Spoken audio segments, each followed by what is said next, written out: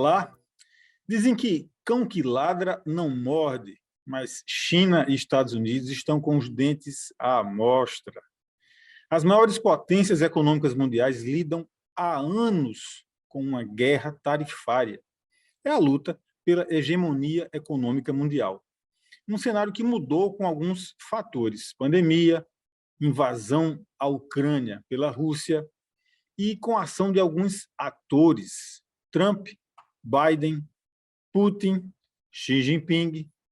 Eu sou Josimar Paraíba e o Opinião Pernambuco está começando para ajudar você a entender um pouco mais sobre como a economia global e a geopolítica se comportarão no pós-invasão à Ucrânia pela Rússia. Nós convidamos para essa conversa o professor de Geografia João Corrêa de Andrade. Seja muito bem-vindo, João. Muito obrigado pelo convite. Vamos fazer aqui um belo debate. Espero colaborar com você, com todos os nossos ouvintes e quem também nos assiste pela televisão. Num retrospecto da Guerra Fria até hoje, eu te pergunto, a gente está vivendo uma transição, um período de transição da Guerra Fria para uma nova ordem mundial, ou seria o começo de uma nova Guerra Fria, agora com outros personagens? O que é que você acha? Então, Josimar, quando a gente traça uma linha do tempo, bem rápida, bem simples, para que todos vocês possam entender, a gente diz que a Segunda Guerra Mundial ela termina em 1945 e ela é de pronto sucedida pelo que a gente chama de Guerra Fria. Guerra Fria foi um período de bipolaridade, seja do ponto de vista político, ideológico, econômico, entre duas superpotências que venceram a Segunda Guerra. De um lado, nós tínhamos os Estados Unidos, defendendo a ideia do capitalismo, e do outro lado, então, o RSS, a União das Repúblicas Socialistas Soviéticas, defendendo um modelo socialista para o mundo. E a gente diz que a Guerra Fria ela passou por décadas e ela termina na transição dos anos 80 para o início da década de 90. É um debate muito amplo, a geografia ela dialoga muito com a história e há um debate muito amplo entre os filósofos, os sociólogos, geógrafos, historiadores, sobre esse final da Guerra Fria. A gente aponta a queda do Muro de Berlim, no ano de 1989, como um grande marco que traz a reunificação das duas Alemanhas, e também, no ano de 1991, a dissolução da então União Soviética pela liderança do Gorbachev. Então, a gente diz que a Segunda Guerra Mundial ela acaba em 1945. Na sequência, temos a Guerra Fria, duas superpotências que vencem a Segunda Guerra Mundial e vão agora disputar a rede de influência, vão disputar sua liderança no mundo, África, Europa, Américas, na Ásia, estabelecendo guerras por procuração. Inclusive, esse termo Guerra Fria a gente utiliza porque não houve um embate militar direto entre as duas superpotências. Aconteceram guerras por procuração, onde os americanos armavam grupos, a União Soviética também armava grupos aliados, sejam governos, terceiros, e ali você tinha um embate indireto. E aí, resultado, o final da Guerra Fria, na transição entre os anos 80 e o início da década de 90, o fim da União Soviética, os americanos falavam fim da ameaça comunista, vai dar origem a um período que a gente chama de nova ordem mundial.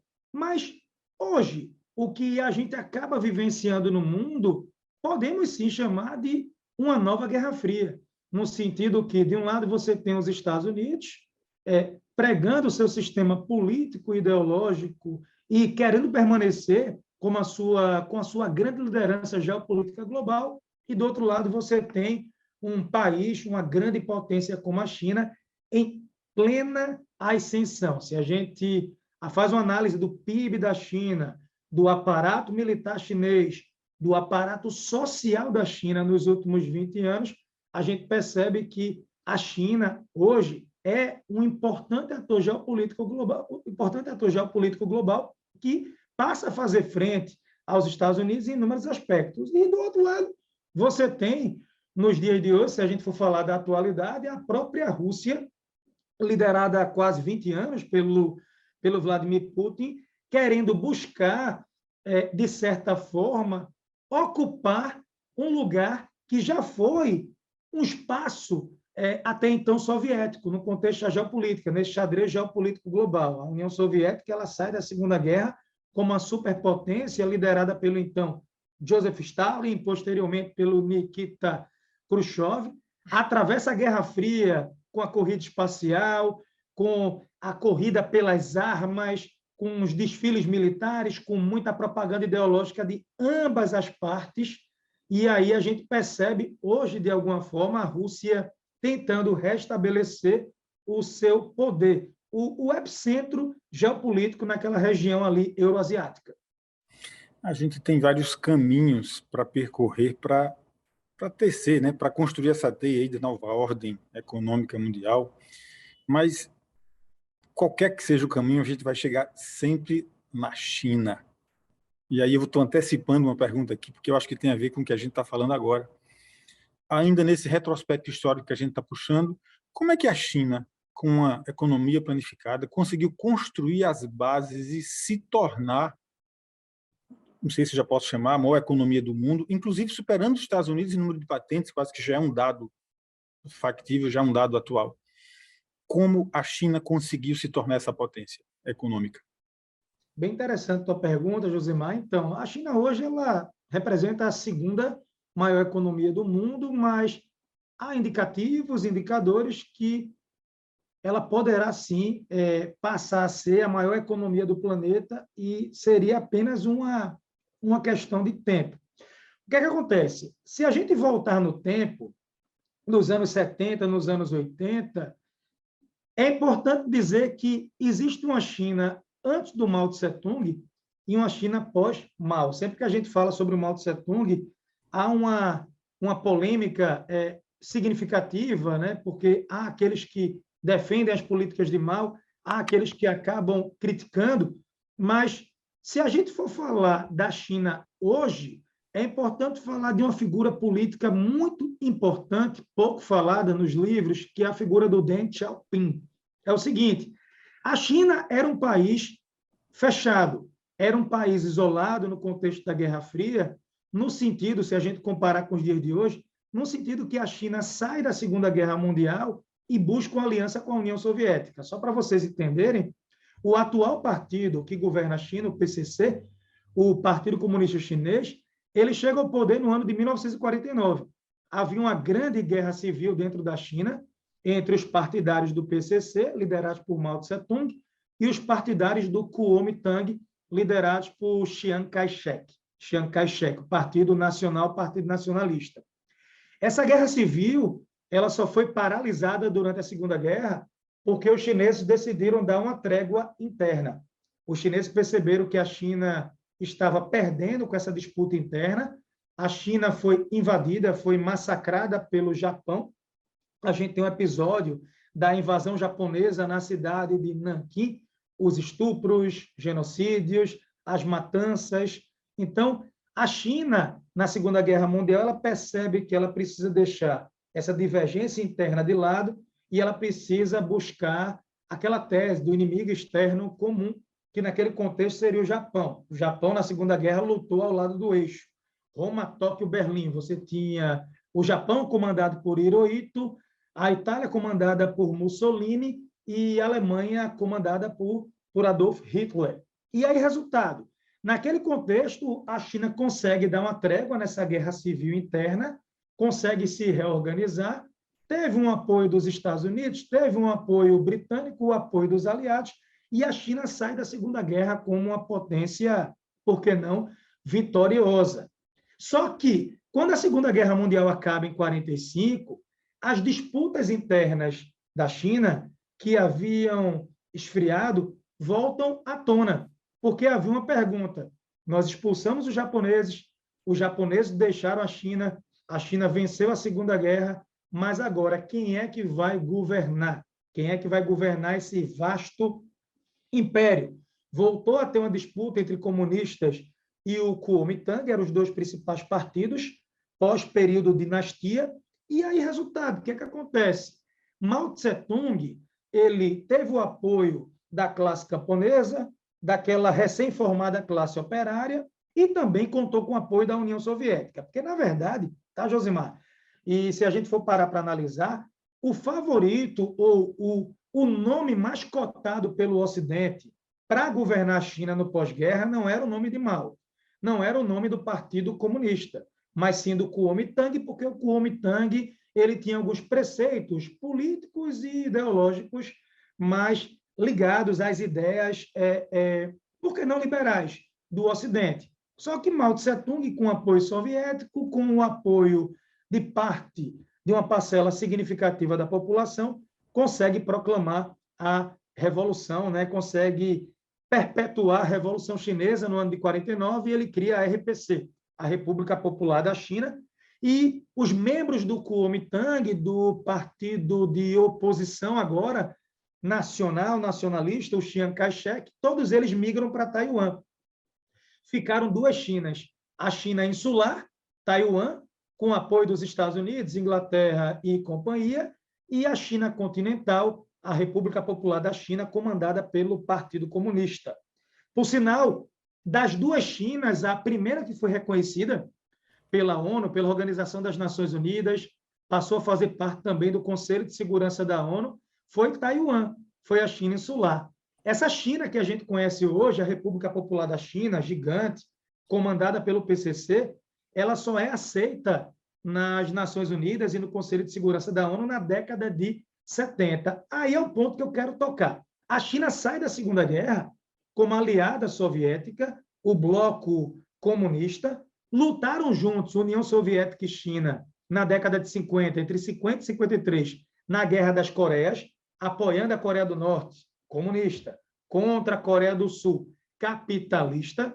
Só que, pós-morte de Stalin, Stalin ele veio a falecer em 1953, as relações entre China e União Soviética elas começaram a azedar. Mao Tse-tung e Stalin não eram melhores amigos, não eram grandes aliados, o que havia era uma aliança programática era interesse, pragmatismo puro, para aquele momento pós-guerra, para aquele início de Guerra Fria, mas que a China ela não aceitava se submeter às ordens de Moscou, porque a China ela tinha sua própria liderança, tinha Mao Tse-tung, posteriormente você tinha o Livro Vermelho, você tinha a doutrina do maoísmo. E a União Soviética ela não queria, de alguma forma, aliados. Ela queria ter países que obedeciam às ordens de Moscou, do Kremlin, países que pudessem servir como satélites. A União Soviética seria o Sol, a estrela de quinta magnitude, com brilho próprio, né, com energia própria, e os aliados, entre aspas, iriam ali obedecer às ordens diretas de Moscou. Quando a China percebe que teria que viver à sombra soviética, foi quando Mao Tse-tung disse, não, eu posso ter meu próprio programa nuclear, eu posso ter meu próprio programa de reforma agrária, reforma urbana, a própria questão cultural, veio a Revolução Cultural posteriormente, então China e União Soviética romperam. Quando a China rompe com a União Soviética, é importante frisar, dos anos 50, anos 60, até os anos 70, a China passou por maus bocados. A China, só para tu ter uma ideia, ela tentou se industrializar por si só. Mao lançou um programa do grande salto adiante. Ele disse, em uma década eu vou ter a China industrializada, uma China com a indústria forte, mas veja, faltava mão de obra qualificada para aquele fim, num país predominantemente agrário, rural. Transformar numa sociedade industrial é algo complexo. Faltava também a questão da competitividade, a questão da liderança em alguns centros, em algumas áreas mais distantes e, principalmente, a questão da tecnologia. A gente brinca, mas é verdade. Mao Tse-tung ele disse, eu vou produzir o aço mais barato do mundo. De fato, a China chegou a produzir o aço mais barato do mundo, mas era um aço de péssima qualidade. A China ela começa a se industrializar, eram bens de consumo bens de produção a baixo custo, mão de obra muito barata, praticamente as pessoas trabalhavam para o governo, o governo bancava aquele processo, mas não havia uma qualidade do processo produtivo. Nos anos 70 é que a coisa começa a mudar, porque com a doença e posterior morte de Mao, o Partido Comunista decidiu se voltar para dentro e fazer uma revisão de algumas doutrinas, de algumas colocações. Lá você não tem um sistema eleitoral como o nosso, um sistema eleitoral semelhante ao do Ocidente. As decisões da China são tomadas pelo comitê do Partido Comunista, que é o maior partido do mundo. Com a morte de Mao, a China começa a abrir a possibilidade de algumas reformas. E a principal delas, a básica, foi: vamos fazer abertura econômica sem fazer abertura política. A China, na década de 70, ela faz uma abertura econômica sem necessariamente fazer uma abertura política. E o grande marco disso tudo foi um encontro entre chineses e americanos, uma delegação americana, depois de décadas viajando até a China, depois uma delegação chinesa entrando em contato com os Estados Unidos, e aí você tem a visita de Nixon, você tem o próprio contato entre Jimmy Carter, presidente dos Estados Unidos, e Deng Xiaoping, liderança, então, que sucedeu Mao Tse-tung dentro do Partido Comunista. Então, a China ela passa a ser vista como uma alternativa para a geopolítica, para a economia global. Então, se alguém me perguntar assim, João, a China hoje é uma grande potência, mão de obra numerosa, poder estatal centralizado, mas veja, é um socialismo de mercado. Fez abertura econômica sem abrir mão dos preceitos de uma abertura política. Não fizeram abertura política.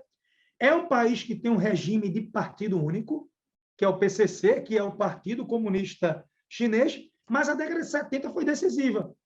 A China, a República Popular da China, é aceita nas Nações Unidas, substitui Taiwan no Conselho de Segurança, Taiwan expulso do Conselho de Segurança, começa a ter o contato mais forte com os Estados Unidos, com Mao Tse-tung e, posteriormente, com Deng Xiaoping. Essa abertura econômica passou a ser atrativa para as empresas. As empresas enxergavam a China como uma plataforma de exportação. Vamos para a China produzir os nossos produtos para exportar. A China não era nem vista como mercado consumidor. A ideia das empresas era migrar para a China, produzir lá dentro, aproveitando a mão de obra mais barata. Cada vez mais a mão de obra ela ia se qualificando, se aperfeiçoando, e a China seria o grande dragão asiático, o maior dos tigres asiáticos, uma plataforma de exportação. Só que nesse processo a China foi inteligente, porque o PCC, o Deng Xiaoping, ele criou o que a gente chama de zonas econômicas especiais. Significa dizer, nós vamos dar infraestrutura e vocês vão ser direcionados para algumas cidades. Então, eu não vou chegar na China, vou abrir minha fábrica, o que eu quero, na cidade que eu quero. Não. A China, ela determinava o seguinte: eu sou sócio, o governo é sócio do processo. Você quer usar a mão de obra, o baixo tributo chinês, leis ambientais da China que eram muito tranquilas, praticamente poluir por lá, poluir naquele país era uma tranquilidade. Então, se você quer produzir aqui dentro e você quer ter essas vantagens, saiba, o governo vai ter participação nesse processo. O governo criou no litoral as zonas econômicas especiais, tanto que, se você olhar o mapa da China hoje, você vai perceber que o litoral chinês ele é muito mais forte, muito mais desenvolvido, os grandes centros urbanos, do que o interior da China, porque a China ela foi forjada como um país de plataforma de exportação. Agora, nos últimos 10 ou 15 anos, é que a China se voltou também para a demanda interna. Então, você tem um mercado interno que cresceu, que se desenvolveu, e a China passou a ser atrativa tanto para dentro quanto para fora. As empresas também querem vender seus produtos, querem criar os seus negócios lá por dentro. Então, essa foi a grande questão. Outro ponto também que eu não posso deixar de falar é sobre a transferência tecnológica. Havia um acordo. Você abre a sua empresa na China, você produz um dado produto dentro da China, mas tem que existir um certo grau, um percentual de transferência tecnológica. Em que sentido? Em que sentido? A China, ela tem que ter acesso a uma parcela daquela propriedade intelectual como se fosse um royalty, como se fosse um pagamento. Afinal, você está usando, você utiliza da mão de obra, do território, das vantagens chinesas para produzir um produto com competitividade global. Beleza. Panorama completo. Vamos ver se a gente consegue arranjar tempo ainda para falar de guerra na Ucrânia, de falar do efeito da pandemia nessa geopolítica e peso do dólar nessa parada toda e tal. A gente faz uma paradinha rápida para o intervalo. O Opinião Pernambuco volta já falando de como a economia global e a geopolítica se comportarão no pós-pandemia e pós-invasão da Ucrânia pela Rússia.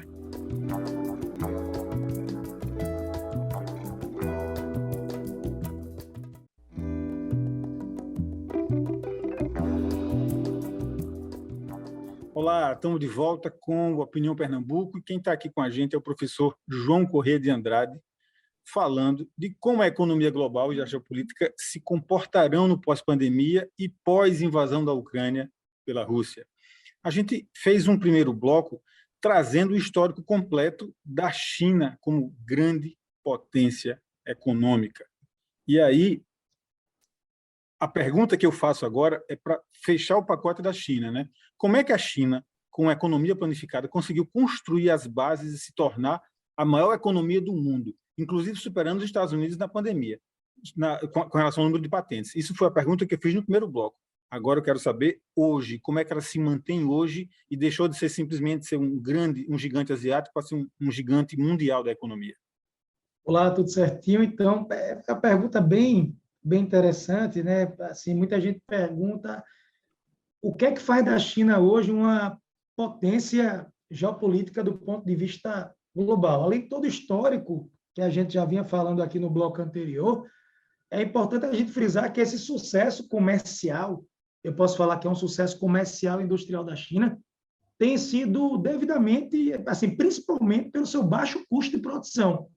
Então, você tem uma combinação de fatores, uma mão de obra barata, uma boa infraestrutura, um bom nível de tecnologia, uma alta produtividade, como você bem disse aí, uma tecnologia própria que vem gerando uma parcela significativa de propriedade intelectual para o país. Isso gera uma série de divisas, sem esquecer da própria geografia do país. Se a gente parar para analisar, hoje a China é o país mais populoso do mundo, com mais de 1,4 bi de habitantes, então você tem uma população significativa. E do ponto de vista militar, também o país vem crescendo de forma considerável. Agora, em 2022, a gente estava vendo a reportagem que só para a defesa eles vão aumentar os gastos em mais de 7% e vão atingir 230 bilhões de dólares. É o segundo maior orçamento militar do planeta. Você tem uma geografia também considerável, é um país com 9,6 milhões de quilômetros quadrados. É o terceiro maior país do mundo em área terrestre. Você vai ter uma pujança do ponto de vista econômico, do ponto de vista geográfico, do ponto de vista histórico. Tudo isso colabora. Uma mão de obra relativamente barata, numerosa, criação de tecnologia própria, um aparato estatal que centraliza o processo produtivo e determina para onde vão os investimentos, mas, obviamente, a gente não pode deixar de falar também que a China é um país que tem uma internet muito controlada, praticamente os chineses não têm acesso aos sites ou às informações que nós temos aqui no dia a dia do Brasil, redes sociais que são travadas, o próprio TikTok, que é vendido no mundo hoje como uma rede social chinesa, não é uma rede tão utilizada pelos chineses, mas sim pelas pessoas que vivem em outros países, já que a internet do país ela é censurada, filtrada, controlada pelo aparato estatal. Então, você tem esse desafio. Você tem a questão da comunicação, que é muito travada, a imprensa vinculada ao partido, não há essa liberdade de expressão, essa liberdade de comunicação por parte da população. Questões políticas delicadas, como Hong Kong, a questão de Taiwan, não podem ser debatidas abertamente, sem um crivo do partido, e, de alguma forma, também você tem a questão da desigualdade social, que diminuiu bastante, é bem verdade. Alguns centros urbanos cresceram de forma considerável, como Xangai, que recentemente agora veio vivenciando lockdown, própria cidade também de Pequim e outras áreas importantes. Então, você tem o comércio, você tem a indústria, o desenvolvimento de uma tecnologia própria, um mercado consumidor interno, plataforma de exportação, busca por matéria-primas. A gente sabe que a China é uma grande parceira comercial do Brasil. A China vem investindo de forma significativa também no continente africano, buscando matéria-prima nos países, buscando fazer um aparato de infraestrutura. Tudo isso colabora para a China ser essa potência que a gente percebe nos dias de hoje, nos últimos anos. É o país que mais cresce no mundo e, basicamente, o único país dos grandes que cresceu durante a pandemia. A Opinião Pernambuco de hoje está encerrando. A gente convidou hoje para esse programa o professor João Corrêa de Andrade, que falou sobre essa nova ordem econômica mundial, destacando especificamente a China. Mas esse programa vai continuar. A gente vai voltar com no programa de amanhã, falando de pandemia, do efeito da pandemia, falando do peso do dólar, falando de outros aspectos que trazem a própria guerra na Ucrânia, os outros aspectos que marcam esse novo panorama. Se você quiser rever essa ou outras entrevistas do nosso programa, vai lá no YouTube, pesquisa assim, Opinião Pernambuco 2022, você encontra uma playlist completa com todos os programas do ano. A gente fica por aqui, até amanhã.